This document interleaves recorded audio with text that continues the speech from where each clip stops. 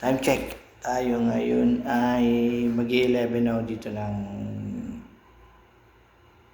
tanghali at ako'y nag-aluto. Nandito ako sa aming bilya. Ako'y nagluluto ng ako po yung nagtitinola ngayon. Tinola. Tinolang tatlong, tsaka pipirito ko ng atay. Ako po ngayon ay nag-aasul-sulong ngayon dito. At tayo paglulot. Sige natin, mainit na. Hindi pa mainit. Tinola ko. Eh, walang dahon ng sili. Kaya ang kukunin ko na lang ay sili.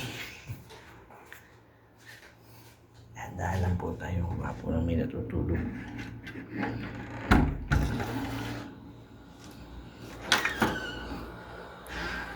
One at a time.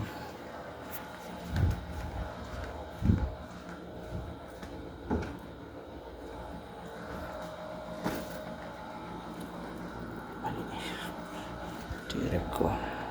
Kunti na lang ang aking stock.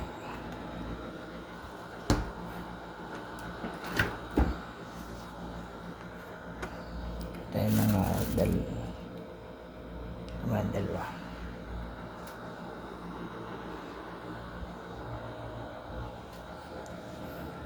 Yan ko. Kunti na lang stock natin. At gawa lang. Baka po biglang hindi mo na ako namimiling.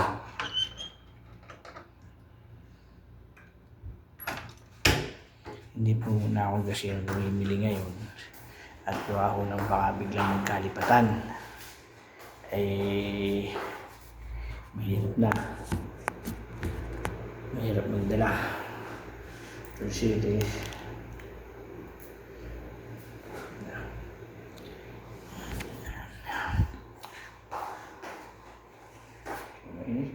may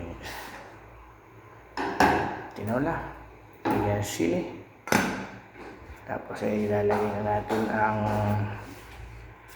piniritong atay.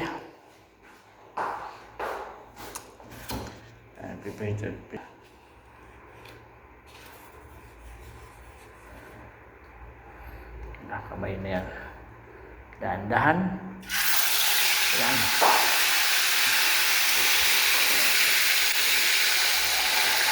Hindi dapat ay half-cook lang.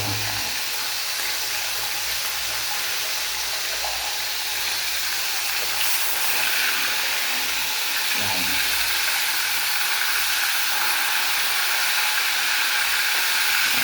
Paano ko pagluto nito? Kailangan ba half-cook lang? Yan. Atay ko. Yan po ay atay ng baka. Atay po yan. Hindi ko alam kung paano luto nito, pero sa parang medyo tamang half-cook lang siya. Yan. Tamang half-cook lang siya para hindi matigas. Then, yan. Hindi pa luto ang papaya. Hindi pa luto ang papaya. Ito naman ay mandali nito.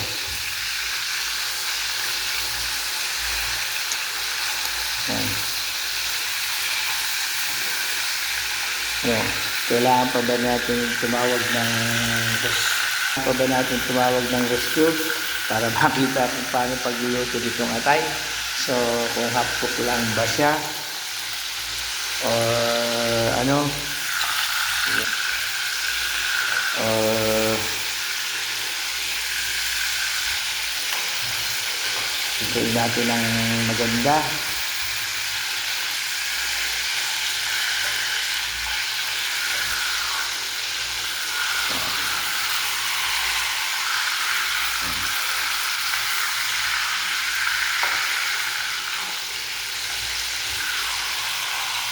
Ito lang yung pagdalo niyan.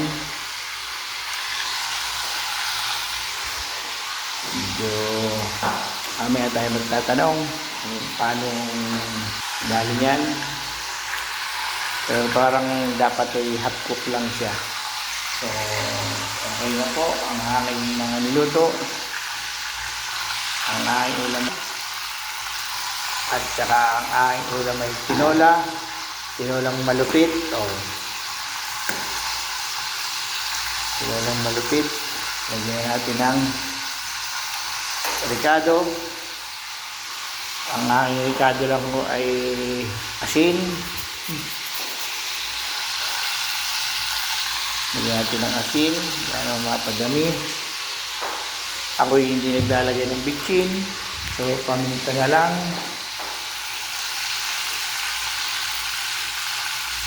Tama na yan. Halo-haloin at halo-haloin ng kaunti. Ang atay hindi masyadong may kailangan na hinalang. Yan.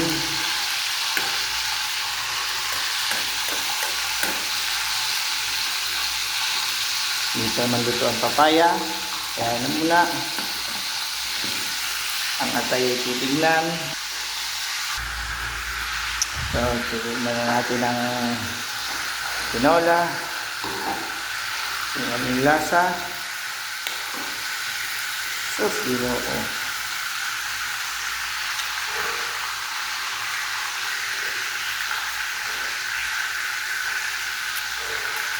Ulang.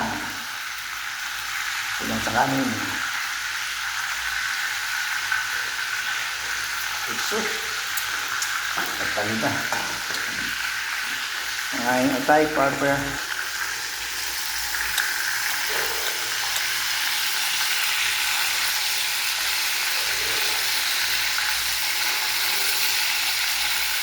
Tama na yan.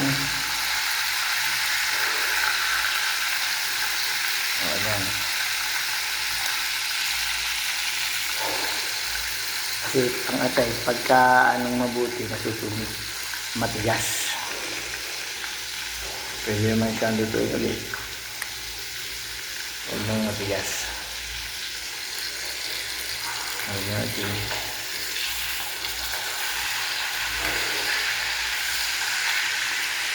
Ayan. Ayan.